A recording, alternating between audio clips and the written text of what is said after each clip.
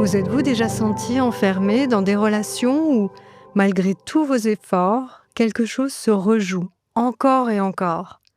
Victime, sauveur, persécuteur. Sans même le vouloir, nous glissons souvent dans l'un de ces rôles, espérant réparer, être aimé ou simplement survivre.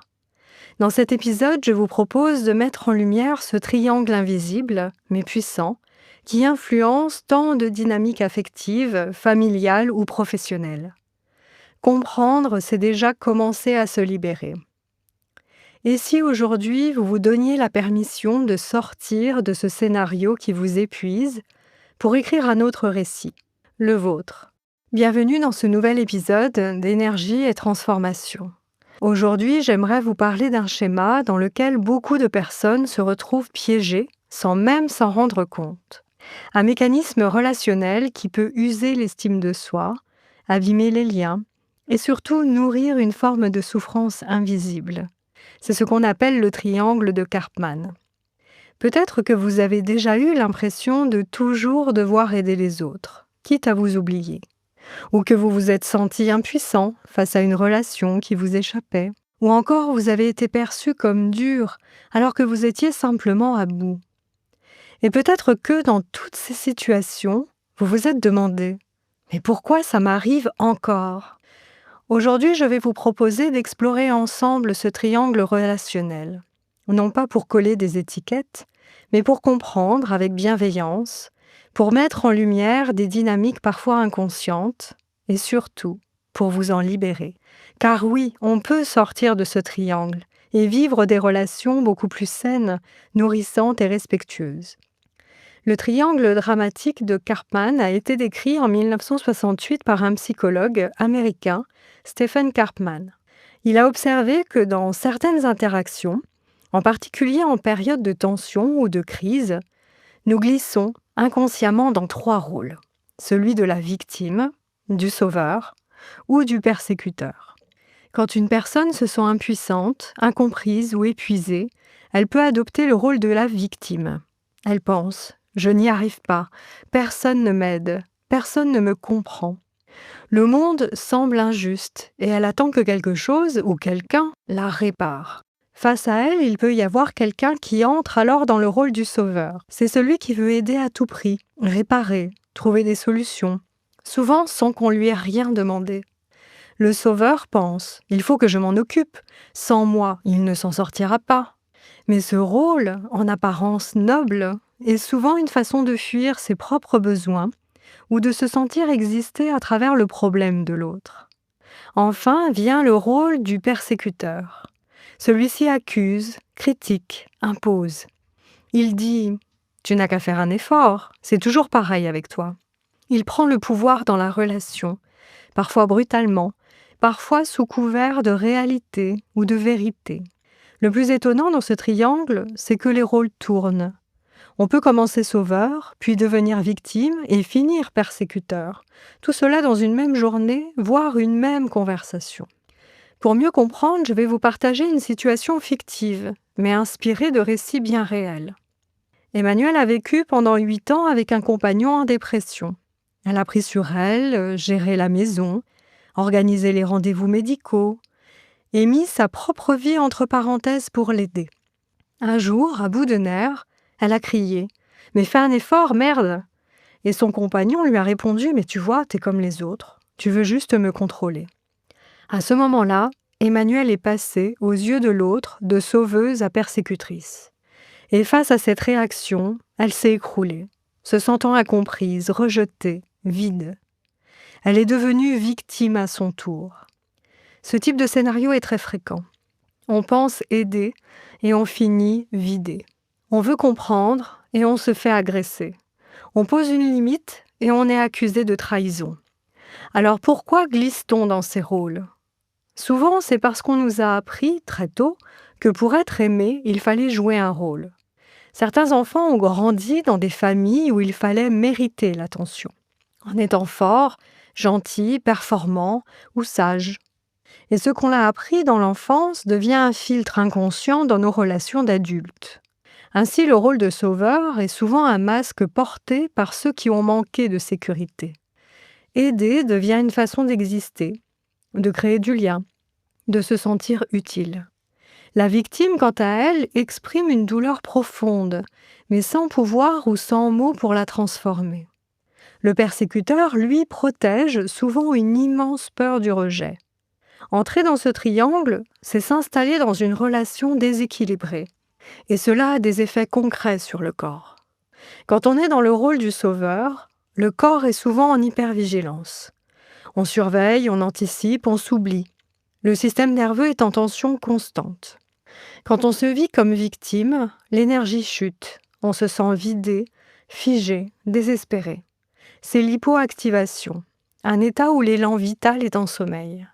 Et lorsqu'on devient persécuteur, c'est souvent que la pression est montée trop fort, trop longtemps, et le corps explose. Colère, tension et culpabilité après coup. Et puis, il y a ces loyautés invisibles, ces fidélités secrètes à notre histoire familiale. Peut-être que votre mère se sacrifiait pour tout le monde et que vous avez intégré que c'est ça, aimer. Peut-être que dans votre enfance, personne ne vous a écouté. Alors aujourd'hui, vous vous sentez responsable de porter la peine de l'autre.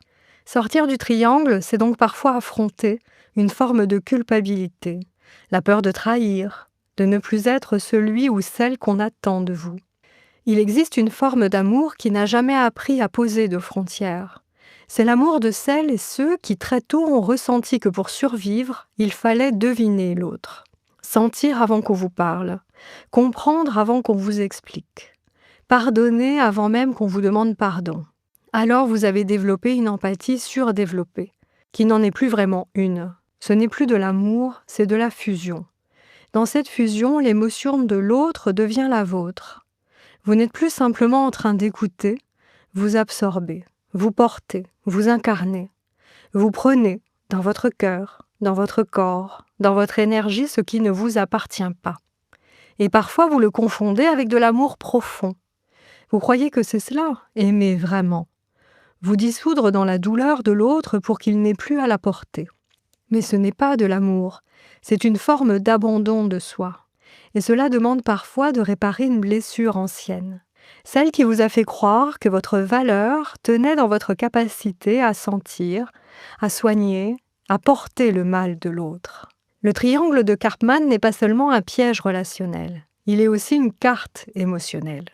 Chacun de ces rôles, derrière ces apparences, exprime un besoin non reconnu, non nourri, souvent ancien. Le sauveur, par exemple, veut être utile.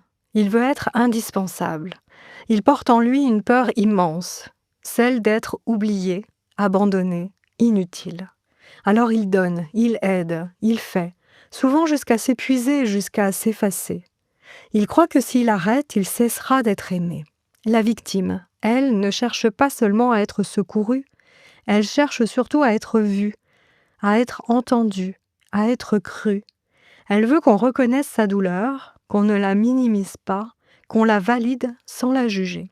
Et le persécuteur, enfin, celui qu'on imagine comme l'agresseur, comme le bourreau. Souvent, il est en réalité quelqu'un qui ne sait plus comment exprimer une colère ancienne. Quelqu'un qui a perdu le sentiment de contrôle et qui, par peur d'être à nouveau impuissant, attaque. Derrière chaque rôle, il y a un cri muet, un appel déguisé en comportement. Il y a une raison pour laquelle vous revenez, malgré vous, au même schéma relationnel, même quand vous pensez avoir compris, même quand vous vous promettez que cette fois c'est différent. C'est parce que l'inconscient ne cherche pas à saboter votre vie, il cherche à réparer. Il rejoue la scène, non pour vous faire souffrir, mais pour espérer un dénouement différent. C'est comme un enfant qui recommence le même dessin, encore et encore, jusqu'à ce qu'il soit juste. Jusqu'à ce qu'il sente enfin qu'il a eu ce qu'il n'a jamais reçu. Ce triangle dramatique, vous y revenez peut-être parce qu'une part de vous pense encore que cette fois, vous serez entendu. Cette fois, on vous verra. Cette fois, on vous sauvera. Ou vous vous sauverez, enfin. Mais le paradoxe, c'est que tant que vous cherchez cette réparation à l'extérieur, dans les autres, dans les relations, dans les rôles, elle ne viendra pas. La vraie réparation commence quand vous décidez de ne plus attendre que l'autre comble le vide. Quand vous cessez de croire que votre salut dépend de quelqu'un d'autre que vous. Alors comment fait-on concrètement pour sortir du triangle de Karpman? La première étape, c'est d'observer avec honnêteté le rôle que vous jouez le plus souvent, sans vous juger. Est-ce que vous vous sentez utile uniquement quand vous aidez, même quand personne ne vous le demande? Est-ce que vous vous sentez souvent incompris et en attente que l'autre devine ce que vous ressentez? Ou est-ce que vous vous surprenez parfois à critiquer, à imposer, à dire «il faut» ou «tu devrais», parce que vous vous sentez vous-même dépassé? Cette observation est un point de bascule. La deuxième étape consiste à reprendre la responsabilité de ce qui vous appartient. Sortir du triangle, ce n'est pas devenir indifférent. C'est faire la différence entre ce qui est à vous, vos émotions, vos besoins, vos limites, et ce qui est à l'autre, ses réactions, ses blessures et ses choix. Vous pouvez aimer sans porter, comprendre sans absorber, soutenir sans vous sacrifier. Prenez une feuille et notez 2 colonnes. Dans la première, écrivez ce qui vous revient. Dans la seconde, ce qui revient à l'autre. Rien que ce geste peut vous redonner un sentiment de clarté intérieure. Et enfin, la troisième étape, c'est poser des limites saines. Apprendre à dire non, c'est apprendre à dire oui à soi. Ce n'est pas rejeter l'autre, mais se respecter et créer un espace où la relation peut devenir plus adulte. Vous pouvez dire « je t'écoute, je suis là, mais je ne peux pas résoudre ça pour toi ». Ou bien « je comprends ta souffrance, mais je ne suis pas la solution ». Et face à une accusation ou une attaque, vous pouvez répondre « je vois que tu es en colère, mais je ne prends pas cette colère pour moi, elle t'appartient ». Ce langage est nouveau. Il demande du courage, mais il est libérateur. Quand on sort du triangle, on entre dans une nouvelle qualité de lien. Un lien d'égal à égal.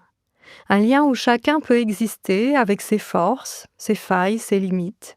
Un lien où l'on n'a plus besoin de jouer un rôle pour mériter l'amour. Comment reconnaître un amour libre et non un amour chargé de rôles? Dans un amour libre, vous pouvez dire non. Vous pouvez poser des limites. Vous pouvez changer et vous n'avez pas peur que cela casse la relation.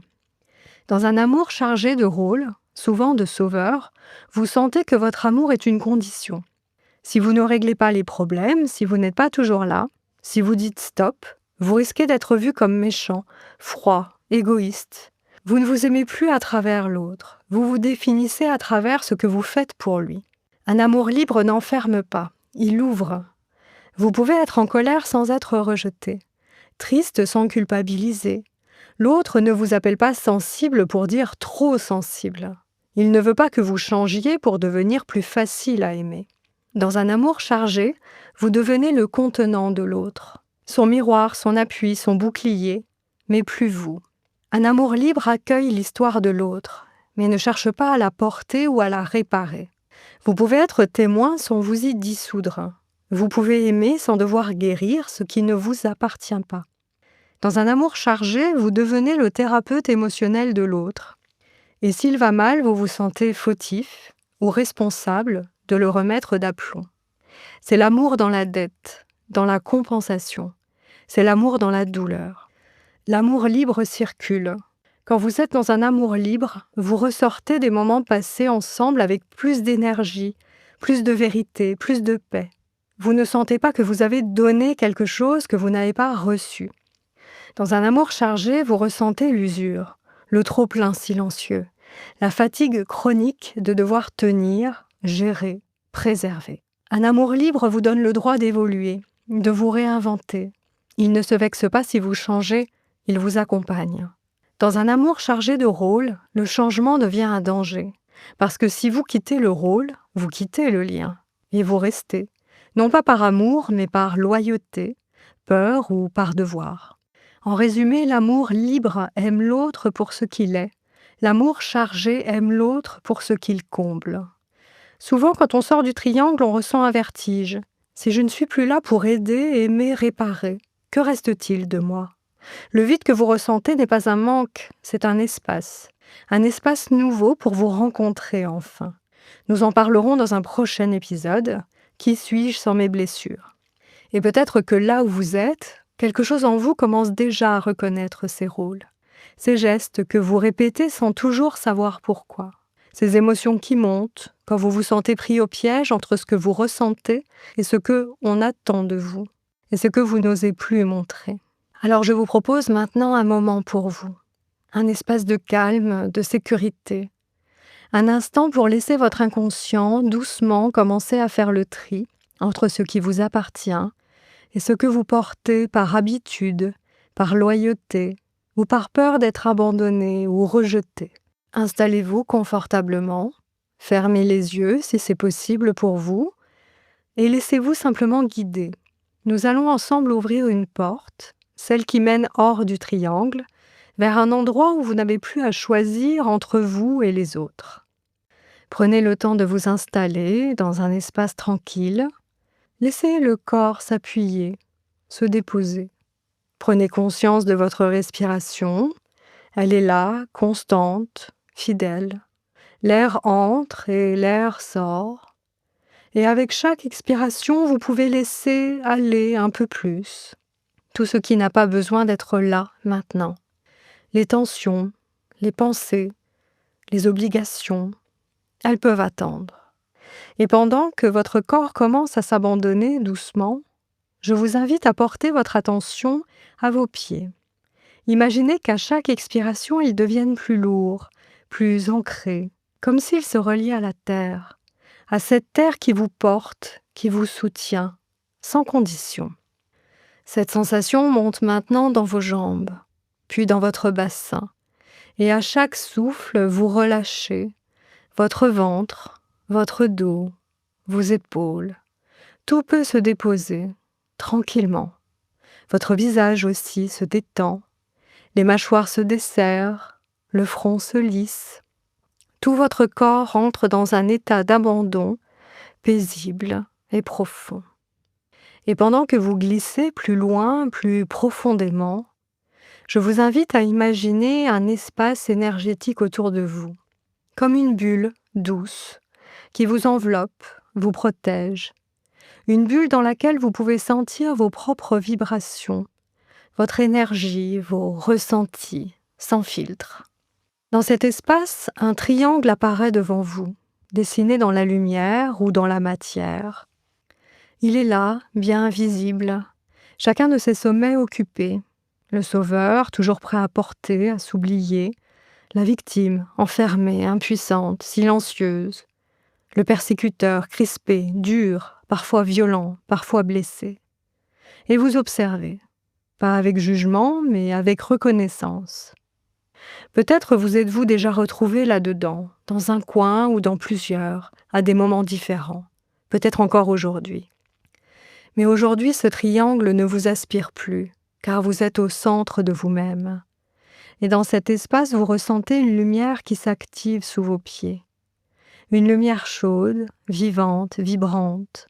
Elle monte dans vos jambes, elle traverse tout votre corps, elle nettoie les liens, les attentes, les culpabilités, les rôles que vous avez endossés, par loyauté, par peur ou par amour. Et pendant que cette lumière vous traverse, vous pouvez dire intérieurement ou à voix haute, selon ce qui est juste pour vous, « Je rends ces rôles, je rends ce qui ne m'appartient pas. Je quitte ce triangle, je reprends ma place, dans mon axe, dans ma vérité. » À mesure que vous prononcez ces mots, vous sentez que le triangle perd de sa consistance. Il se fissure, s'efface, comme un vieux schéma qui n'a plus lieu d'être. Et à la place, un cercle de lumière se forme. Un cercle doux, rond, fluide, un espace d'alignement, d'équilibre, de présence. Vous êtes au centre de ce cercle. Et autour de vous, rien ne tire, rien ne manipule. Il y a juste vous, votre axe, votre vibration propre. Et dans ce cercle, vous ressentez peut-être une nouvelle énergie s'installer. Un souffle plus ample, une chaleur plus douce, un moment de justesse, comme si pour la première fois depuis longtemps, vous étiez exactement à votre place.